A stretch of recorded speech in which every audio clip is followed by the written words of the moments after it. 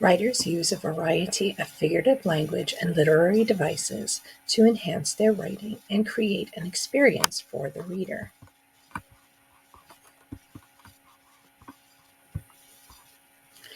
A simile compares two different things using the words like or as. It paints a picture and gives an example. For example, she cried like a baby, and life is like a box of chocolates. A metaphor, on the other hand, compares two different things that are not alike and replaces the word with another word, and it's used to paint a picture for the reader. Two examples would be he was a volcano of rage, and with the windows rolled up, the car was a furnace. An extended metaphor is a metaphor that has many parts and maybe even several sentences long. It has lots of layers and is multifaceted. Shakespeare has a great example when he compares life with the stage. All the world's a stage, and all the men and women merely players. They have their exits and their entrances, and one man in his time plays many parts, his acts being 7 ages. Hyperbole is an exaggerated statement or claim that is not meant to be taken literally. It's designed to evoke strong feelings, emotions, or impressions in order to add emphasis. For example, these heels are killing me. I'm drowning in paperwork, and I have a million things to do. Onomatopoeia. These are words that are formed from the sound associated with what it is named, and is used to add sensory detail. The water gushed through the town. The owl hooted in the tree. The soda fizzled in his throat. Each one leaves a sound in your ears. Personification is the attribution of personal qualities to a thing or abstract idea. Basically, it helps the reader make a personal connection with the thing being described.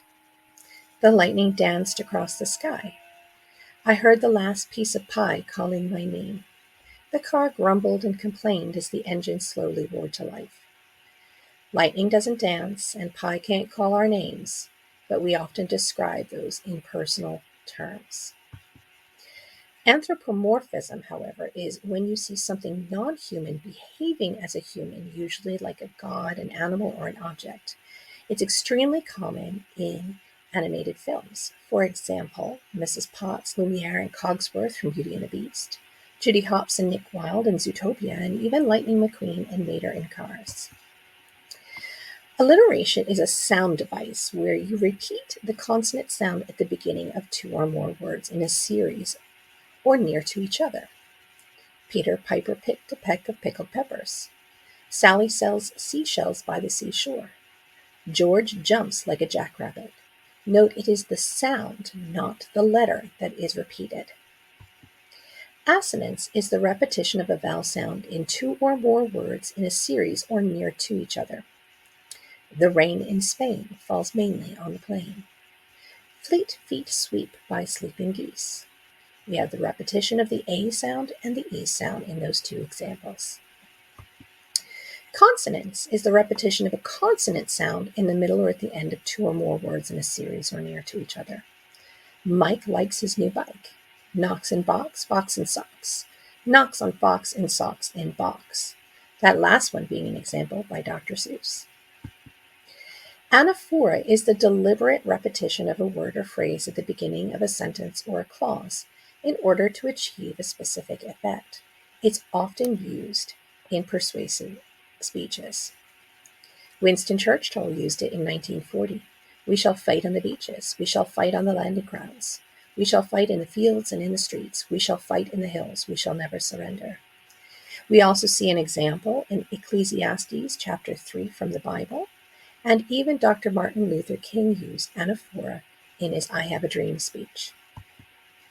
A euphemism is when we use a word to substitute something else that's considered harsh, blunt, unpleasant, or embarrassing. So, for example, instead of saying someone died, we would say they passed away. Instead of saying somebody was fired, they were let go. Instead of saying someone was old, we might say they're experienced, and so forth.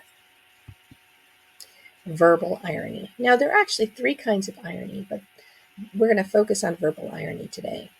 This is saying something that is completely opposite to what you actually mean. So the person who, when you ask them if they're fine and they say, I'm fine, but they don't really mean it. What lovely weather we're having when it's pouring with rain, or I just can't wait, or something that's not quite so pleasant. An allusion is an expression designed to call something to mind without mentioning it explicitly, or it gives us a connotation of something else. For example, if it doesn't stop raining, I'm going to have to build an ark is a reference to Noah and the ark. He's a real Romeo with the ladies is a reference to Romeo and Juliet. Her nose is longer than Pinocchio's would imply that she's probably a liar, and chocolate is my Achilles heel, or a variation of that would be chocolate is my kryptonite. In other words, it's my weakness. An idiom is a phrase or expression that represents a figurative or non-literal meaning. Basically, if you were to read the words and define them individually, they mean one thing, but when you put those words together, they have a completely different meaning. Idioms are very much tied to a language and culture. So an idiom, so they don't translate very well into different languages. Examples would be chasing rainbows, stealing someone's thunder, taking your life in your hands. A cliche is a phrase, usually an idiom, that's kind of lost its meaning and no longer quite so effective. The grass is always greener on the other side. There are plenty more fish in the sea. What doesn't kill you makes you stronger. It's those phrases that we've heard so many times that we're kind of tired of them. And lastly, we have imagery. Imagery is kind of a catch-all phrase. It's the use of figurative language and other literary devices to evoke a sensory experience for the reader. This includes sight, smell, motion, and sound amongst the other senses.